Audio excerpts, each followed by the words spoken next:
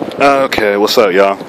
So I'm going to talk about my thoughts on the 2013 Chicago Bulls NBA season now that it's over. I honestly wanted to make this video a while ago, but, let me keep the camera low. I don't want people to think I'm putting a camera in their face. Okay.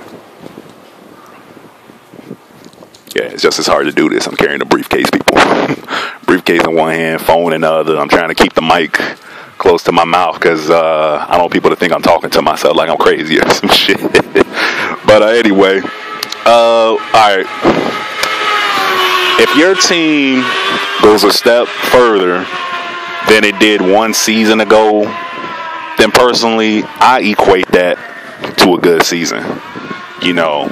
Given what we had this year, we really did overachieve.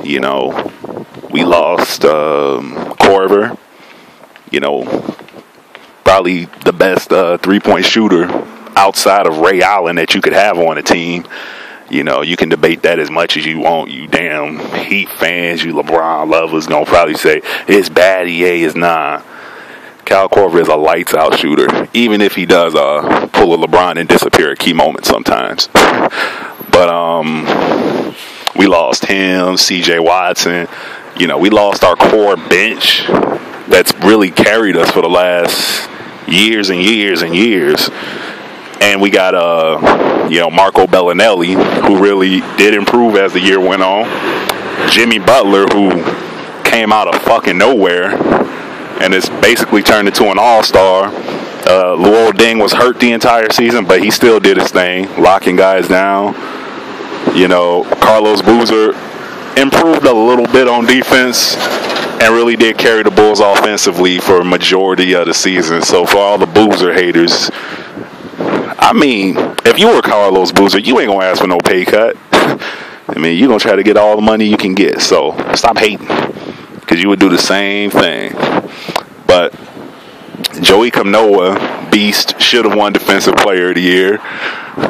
But they gave it to Marc Gasol just because, we got to give the Grizzlies something. That's not saying Gasol ain't no lockdown defender, but Noah just deserved it more, in my opinion.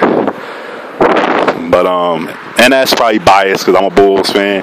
You're going to have the Grizzly fans say Gasol deserved it. You're going to have the Bulls fans say Noah deserved it. I just think Noah deserved it, biased or not. We had a great season. You got Deng, Noah, all-stars now. Boozer, who should have made the all-star team. In my opinion. Y'all can take that however y'all want to take it. Stats don't tell the whole story. Especially with big men. But for what we had, we did good. We beat the Nets, and we got out the first round this year. Unlike last year where, Rose got hurt. And let me say something about D. Rose. If you talk to anyone who knows me, I'm probably the biggest Derrick Rose fan you could ever meet in your life. But when he sat out the entire season, I was disappointed. I was angry at first, but then, the Jerry Reinsdorf insurance scam was brought to light with me. And then I thought about it. If I was Jerry Reinsdorf, my team was playing the Miami Heat, about to get eliminated, would I activate D-Rose, tell him get his ass out there and play, even though we might lose, which in the end is going to cost me $16 million? Or am I going to say, yo, Rose, sit for 1 or 2 more games, save me that 16 mil? I'm going to tell his ass to sit the fuck down. So I don't agree with it. As a fan of ball, I think that if you're cleared to play, you should be out there playing. You're getting paid to work, get out there and work. But I understand it. I'm not mad at it. Rose will be back next year, and the big three might break up, which I don't think they're going to. They'll probably stay together. But Chicago is just going to be back. And just going to be going crazy next season. If Rose coming back into the lineup and all the ISO plays that they're going to have to run for him don't fuck up the chemistry too much. And I don't think it will, because Rose is 90% of the time going to have the same guys on the floor with him that were on the floor with him 2 years ago when he was playing lights out. You're still going to have Noah setting screens. You know, you're still going to have Boozer doing his thing. You know, Dang. You know, the only change is really going to be Jimmy Butler in the lineup. Which, I mean, Rip Hamilton, you know, he's gotten older. And Butler, he's more consistent for us as a fan base. So who stays and who goes, in my opinion? I'm going to sit down here. I hope they don't think I'm trying to break into their house. I'm like at the back of the house and shit. But, because we got like a plethora of guards on the team. You know, we got Kurt Heinrich now, Nate Robinson. Nate Robinson ain't going nowhere. I'm telling y'all, he ain't going nowhere. Unless he asks for an outrageous amount of money, Nate Rob ain't going nowhere. He going to be a Chicago Bull for at least the next 2 years.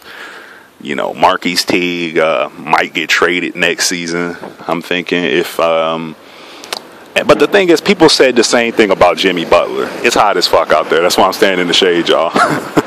But people said the same thing about Jimmy Butler, saying, oh, my God, he's a bust, this and that. But it's like, you can't wait until you actually see him get some accurate minutes. He's not getting the minutes yet, so not getting the minutes yet. So maybe next season he might turn into what Jimmy Butler turned into, you know, which is basically just being a beast. You know, the Chicago Bulls had a good season. You know, half our team was in an infirmary for half the season, and we still made it to the second round of the playoffs. So it only spikes our expectations as fans of what they gonna do next year. You know, Dang having surgery in all season. Rose is gonna be back next year. Everyone was banged up in the playoffs. You know, Heinrich, I think we should keep Heinrich. You know, he's one of the best guards when it comes to playing D, you know, in the league. But I don't know if that'll happen, you know, because there's only so many slots on the roster, you know. So who do y'all think should stay as far as guards go? You know, I know everyone's going to say Teague. Just don't say Teague. You know, he's still a rookie. You know, we're not just going to drop Teague. He's either going to get traded or he going to be riding the bitch like Vladimir Radmanovic. And we know Vlad ain't coming back next season. You know, they might keep him, but I didn't see nothing that said, you know, keep this dude, you know. But I think the Vlad experiment is really going to probably be seen during summer league and during training camp. If Rose can, you know, penetrate and kick it off to Vlad on the perimeter, and Vlad can knock down some threes, and the Bulls' three-point threat will be what it used to be. You know, I think the Bulls had a good season. I wish people would just stop complaining so much about it. You know, just whining. You know, we had a good season this year, y'all. Just chill. All right. I think that we just need more depth at the center position. You know, Nazir Muhammad actually did pretty good in a playoff series against LeBron. But that's the thing. No one's going to remember nothing Nazir Muhammad did all season except shoving LeBron on the ground. You know, he gave Noah the rest he needed. But you can't. It's just so hard to replace Omer Seek as a defender. You know, we'll see what happens. Power forward position, we straight. Maybe just a backup center and a backup small forward for Dang is what we need. You know, because I want to keep Jimmy Butler in the starting lineup. Unless they're going to play Rip Hamilton at the 3 if we keep him. So that's all I got. I know it's a little rambly, y'all. I think the Bulls had a good season this year, considering that half our team was injured for majority of the season.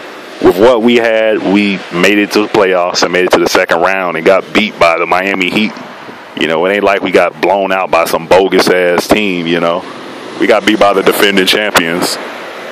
So that's all I got.